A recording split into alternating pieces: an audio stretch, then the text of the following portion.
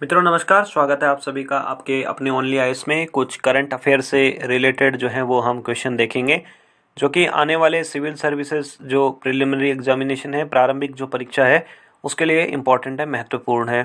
Question number 1 देखते हैं। इसमें हमें ये बताना है एक सेंचुरी या एक नेशनल पार्क, एक वन्यजीव अभ्यारण्य या फिर एक राष्ट्रीय उद्यान जो है उससे रिलेटेड हमें कुछ जो है वो स्टेटमेंट दिए हैं। उनके आधार पे, उनके बेसिस पे हमें ये बताना है कि किस वाइल्ड लाइफ सेंचुरी या नेशनल पार्क की बात हो रही है। ठीक है, तो सबसे पहले हमें बताया गया है कि ये जो पार्क है या ये जो वाइल्ड लाइफ जो सेंचुरी है, वहाँ पे वन हॉर्न्ड राइनोसोरस यानी कि एक सींग वाला जो गैंडा है उसकी पॉपुलेशन जो है वो सबसे ज़्यादा पाई जाती है।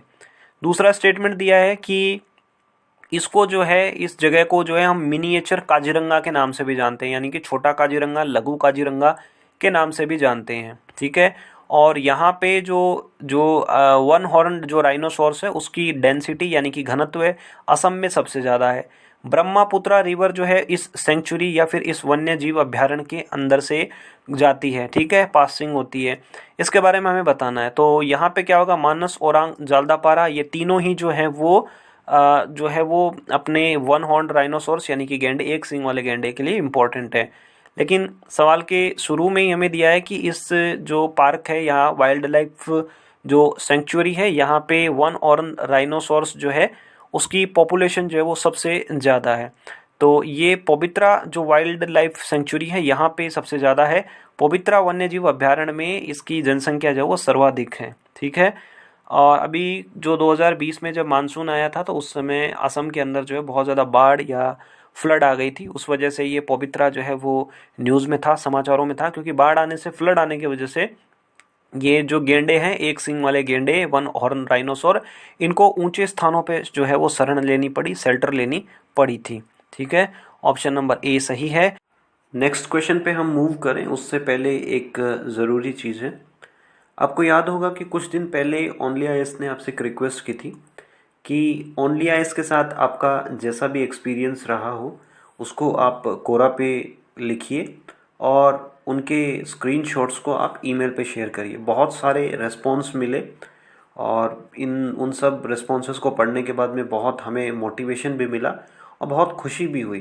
ठीक है, हमने आपसे एक वादा किया था कि जो 10 सबसे बेस्ट हमें लगेंगे आंसर, जो बहुत मोटिवेटेड होंगे, उन्हें ओनली आईएएस की तरफ से कुछ बुक्स जो है वो दी जाएंगी।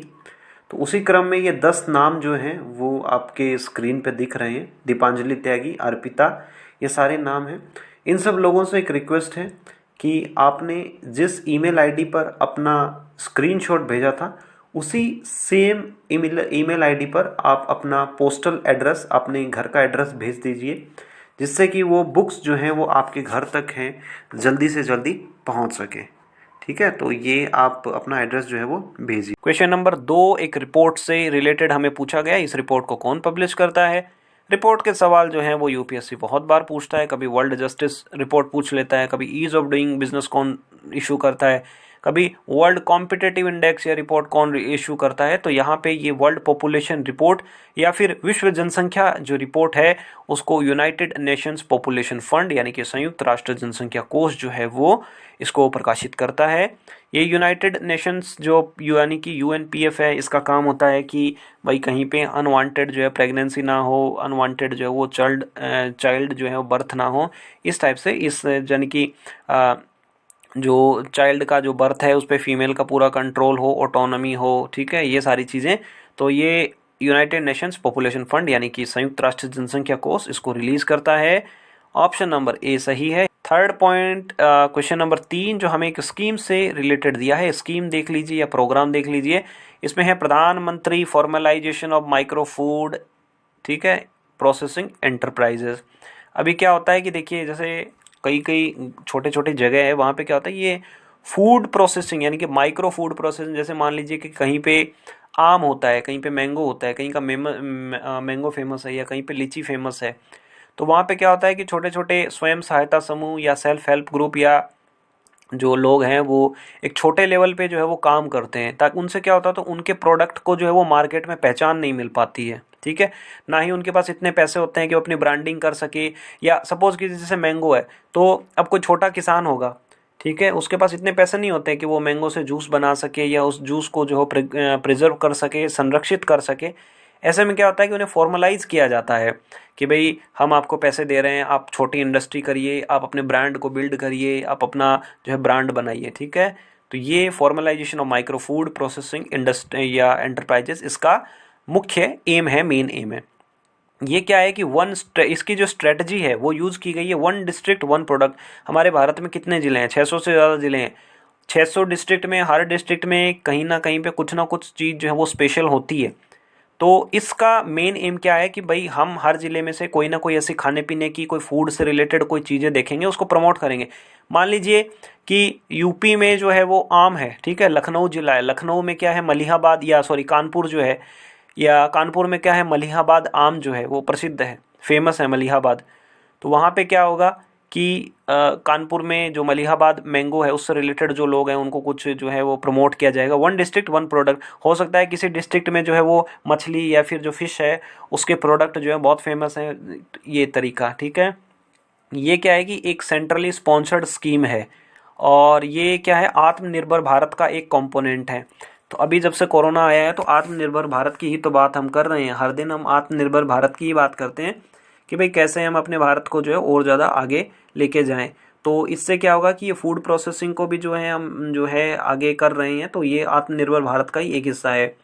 तीसरा क्या है कि इसमें 60% सॉरी इसमें स्टेटमेंट में दिया है कि 50% पैसे जो है वो सेंट्रल गवर्नमेंट लगाएगी, 50% पैसे जो हैं वो राज्य सरकार लगाएगी, स्टेट लगाएगी। ये गलत है, ये सेंट्रली स्पॉन्सर्ड स्कीम है। ठीक है, 2 टाइप की स्कीम्स होती हैं, एक सेंट्रली स्पॉन्सर्ड, दूसरी होती है सेंट्रल सेक्टर। तो इस स्कीम में 60% पैसे जो है वो सेंट्रल लगाएगी और 40% पैसे जो हैं वो स्टेट गवर्नमेंट लगाएगी। ठीक है, और जो बाकी जो बड़े स्टेट, छोटे स्टेट्स हैं, नॉर्थ ईस्टर्न स्टेट्स हैं या फिर हिली स्टेट हैं, पहाड़ों वाले, उत्तराखंड, हिमाचल, ये सब, यहाँ पे जो है पैसे 90 और 100, 90% पैसे केंद्र सरकार के, 10% पैसे स्टेट गवर्नमेंट के। ऑप्शन नंबर 3 जो है वो गलत है। इस तरीके से हमारा सी जो है वो करेक्ट हो गया। हिंदी वाले इधर से दाएं तरफ से कर सकते हैं, सी सही हो गया। क्वेश्चन नंबर 4, क्वेश्चन नंबर 4 में दिया है कि ये जो इंडेक्स ऑफ इंडस्ट्रियल प्रोडक्शन है, जो हमारा औद्योगिक सूचकांक है, ये हर महीने आता है। आप न्यूज़ में देखते होंगे औद्योगिक सूचकांक गिर गया, आईआईपी ऊपर बढ़ गया, नीचे गिर गया, स्टैटिक है, ये सब। इसमें जो है वो 8 कंपोनेंट्स हैं। इस 8 कंपोनेंट में 4 हमें दिए और इनका हमें वेटेज बताना है। अब किसी को पता हो ना पता हो, एटलीस्ट उसे ये तो पता होना चाहिए कि इस आईआईपी में सबसे ज़्यादा जो है वो रिफाइनरी का होता है, उसके बाद इलेक्ट्रिसिटी, बिजली का है।